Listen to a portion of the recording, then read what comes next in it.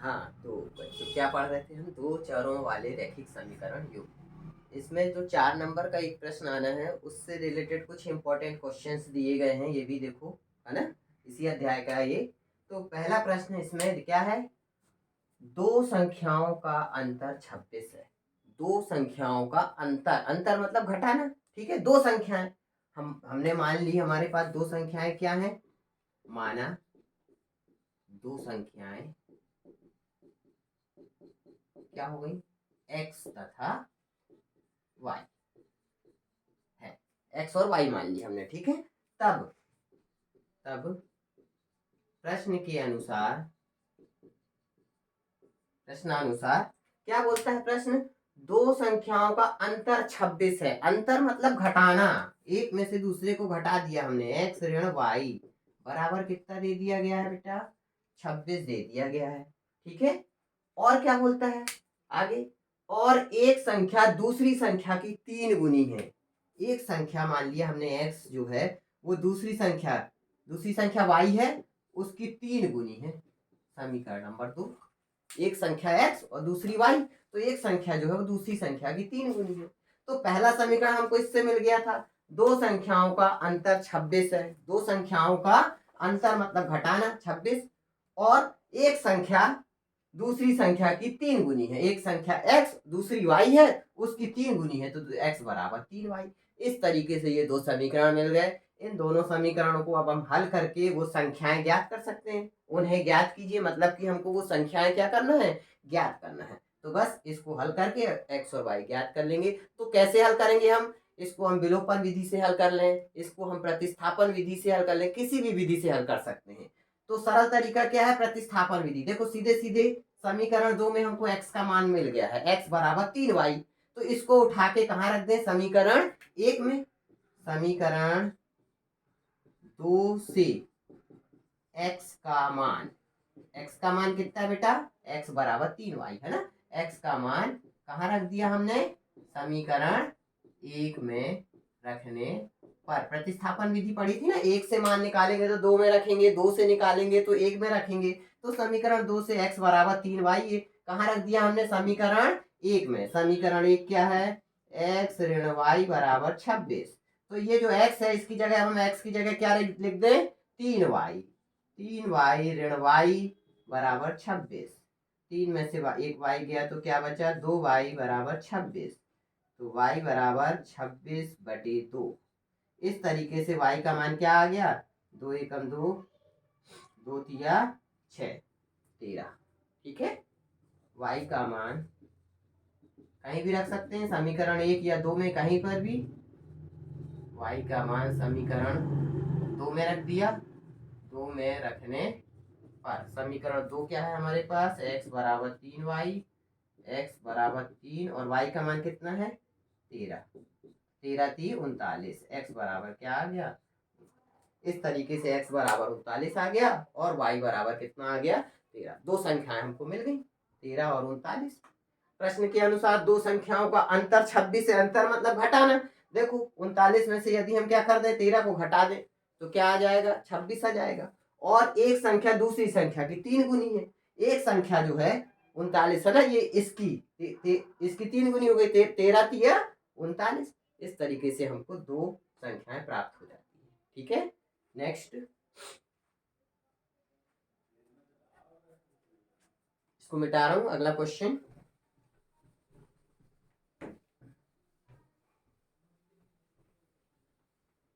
अगला क्वेश्चन क्या है बेटा? ये बहुत ही इंपॉर्टेंट क्वेश्चन है, ये भी पूछा जा सकता है 4 नंबर में, ठीक है। के किन मानों के लिए, के किन मानों के लिए समीकरण के युग्म का कोई हल नहीं होगा? ये प्रश्न पढ़ा था हमने, अद्वितीय हल, कोई हल नहीं, या अनंत है, अनेक हल। 3 शर्तें पढ़ी थी, है ना। शॉर्ट में देख लो जरा क्या रही हैं वो 3 शर्तें। a1/a2 does not is equal to b1/b2। यदि a1/a2 जो है वो b1/b2 के बराबर नहीं है तो कैसा होता था समीकरण का हल?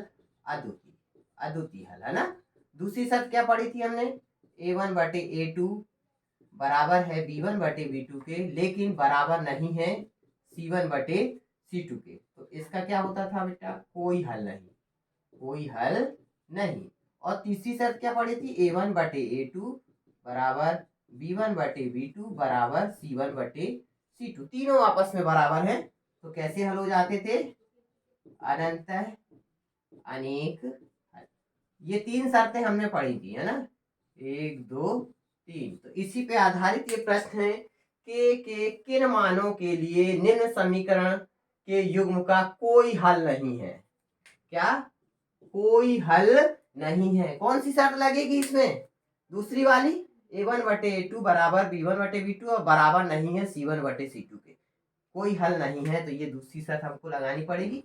तो प्रश्न हमको दिया है क्या, 3x प्लस y बराबर 1 और दूसरा समीकरण 2k minus 1 into X plus k minus 1 into Y और बराबर में क्या है बेटा, 2k प्लस 1। ये समीकरण 1, समीकरण 2। इससे सबसे पहले तो हम ये निकालें A1 B1 C1, ये मैंने पहले पढ़ाया था, दो इसके मानक रूप, दो चर वाले, है ना, A1x plus B1y plus C1 बराबर 0 और A2x plus B2y plus C2 बराबर 0।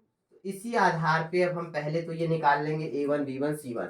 A1 क्या होता है, x का गुणांक, B1 क्या होता है, y का गुणांक। यहाँ पर क्या है बेटा, x का गुणांक कितना है, 3, A1 का मान आ गया 3। B1 क्या होता है, जो y के साथ गुणा में चलता है, यहाँ कुछ नहीं है तो कितना है, y का गुणांक कुछ नहीं है तो 1 है, ठीक है। तो इस तरीके से B1 का मान भी क्या हो गया, 1। C1 कांस्टेंट वैल्यू, तो ये कांस्टेंट वैल्यू तो है, लेकिन ये बराबर के किस तरफ है, उस पार, इस पार ले आएंगे अपन।